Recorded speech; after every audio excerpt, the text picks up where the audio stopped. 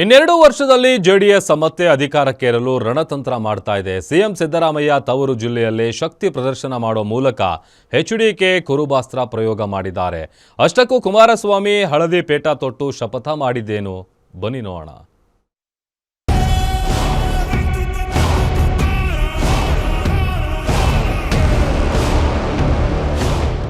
ಕಳೆದ 25 ವರ್ಷಗಳಲ್ಲಿ ದೊಡ್ಡ ದೊಡ್ಡ ನಾಯಕರು ಪಕ್ಷ ಬಿಟ್ಟು ಹೋದ್ರು. ಲಕ್ಷಾಂತರ ಕಾರ್ಯಕರ್ತರ ಬಲದಿಂದ ಜೆಡಿಎಸ್ ಇಂದಿಗೂ ಸದೃಢವಾಗಿದೆ.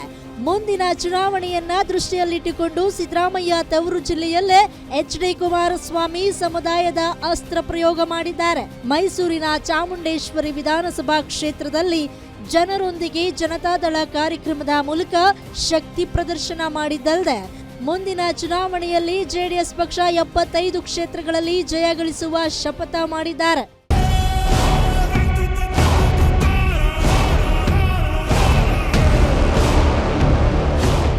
ಇನ್ನು ಸಮಾವೇಶದಲ್ಲಿ ಮಾತನಾಡಿದ ಎಚ್ಡಿ ಕುಮಾರಸ್ವಾಮಿ 2028ರ ಚುನಾವಣೆ ಟಾರ್ಗೆಟ್ ಮಾಡಿ ಕುರುಬ ಸಮುದಾಯದ ಅಸ್ತ್ರ ಪ್ರಯೋಗ ಮಾಡಿದ್ದಾರೆ.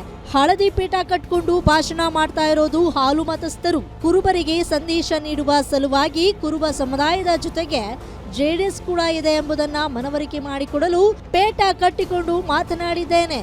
ಕುರುಬರು, ದಲಿತರು, ಅಲ್ಪಸಂಖ್ಯಾತರ ಪರವಾಗಿ ಜೆಡಿಎಸ್ ಕೆಲಸ ಮಾಡ್ತಿದೆ ಎಂದಿದ್ದಾರೆ.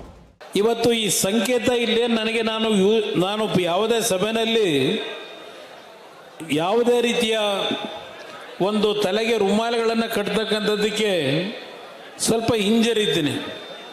ಆದರೆ ಇವತ್ತು ನಿಮ್ಮ ಮುಂದೆ ಈ ರುಮಾಲನ್ನು ಕಟ್ಟಿಕೊಂಡು ಮಾತಾಡ್ತಾ ಇರ್ತಕ್ಕಂಥದ್ದು ಈ ಚಾಮುಂಡೇಶ್ವರಿ ವಿಧಾನಸಭಾ ಕ್ಷೇತ್ರದಿಂದ ನಾಡಿನ ಕುರುಬ ಸಮಾಜ ಹಾಲು ಮತಸ್ಥರಿಗೆ ಒಂದು ಸಂದೇಶವನ್ನು ಜನತಾದಳ ಯಾರಿಗೆ ಒಬ್ಬರಿಗೆ ನೀವು ಗುತ್ತಿಗೆಯನ್ನು ಕೊಟ್ಟಿಲ್ಲ, ನೀವು ಕುರುಬ ಸಮಾಜದವರು ಜನತಾದಳದ ಪರವಾಗೂ ನಾವು ಇದ್ದೇವೆ, ಜನತಾದಳವು ಕುರುಬ ಸಮಾಜದ ಪರವಾಗಿ ಇದ್ದೇವೆ ಅಂತಕ್ಕಂಥ ಒಂದು ಸಂದೇಶ ಕೊಡಲಿಕ್ಕೆ ನಮ್ಮ ನಾಯಕರುಗಳು ಇವತ್ತೇನು ಕುರುಬ ಸಮಾಜದ ಯುವಕರು ಈ ಒಂದು ರುಮಾಲನ್ನು ಹಾಕಲೇಬೇಕು ಅಂತ ಹಾಕ್ಸಿದ್ದಾರೆ.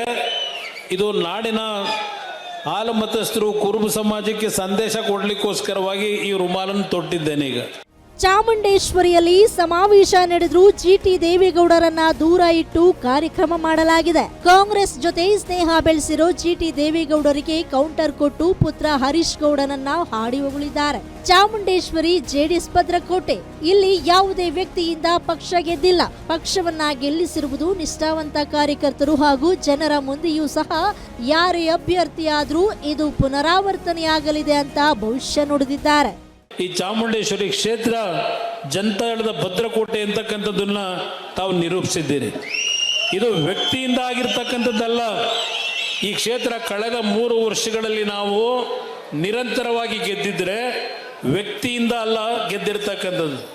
ಈ ಕ್ಷೇತ್ರದ ನನ್ನ ಪುಣ್ಯಾತ್ಮ ತಂದೆ ತಾಯಂದಿರು, ನನ್ನ ಕಾರ್ಯಕರ್ತರು ನೀವೇನಿದ್ದೀರಿ, ಈ ಗೆಲುವು ನಿಮಗೆ ಸೇರಬೇಕಾಗ್ತದೆ ಅಂತಕ್ಕಂಥದ್ದು ನನ್ನ ಅಭಿಪ್ರಾಯ. ಒಟ್ನಲ್ಲಿ ಸಿಎಂ ಸಿದ್ದರಾಮಯ್ಯ ಅವರ ತವರು ನೆಲದಲ್ಲೇ ಒಂದು ಕಡೆ ಕುರುಬ ಕಾರ್ಡ್ಗೆ ಪ್ಲೇ ಮಾಡಿರುವ ದಳಪತಿಗಳು, ಮತ್ತೊಂದು ಕಡೆ ಪಕ್ಷದ ವಿರುದ್ಧ ಮುನಿಸಿಕೊಂಡಿರುವ ಜಿಟಿ ದೇವೇಗೌಡ ಅವರಿಗೂ ಸ್ಪಷ್ಟ ಸಂದೇಶ ನೀಡುವ ಮುಖಾಂತರ 2028ರ ಚುನಾವಣಾ ಯುದ್ಧಕ್ಕೆ ಮೈಸೂರಿನಿಂದಲೇ ರಣಕಹಳೆ ಊದಿದ್ದಾರೆ. ಕ್ಯಾಮರಾಮ್ಯಾನ್ ಧನು ಜೊತೆ Suresh B, guarantee news, Mysuru.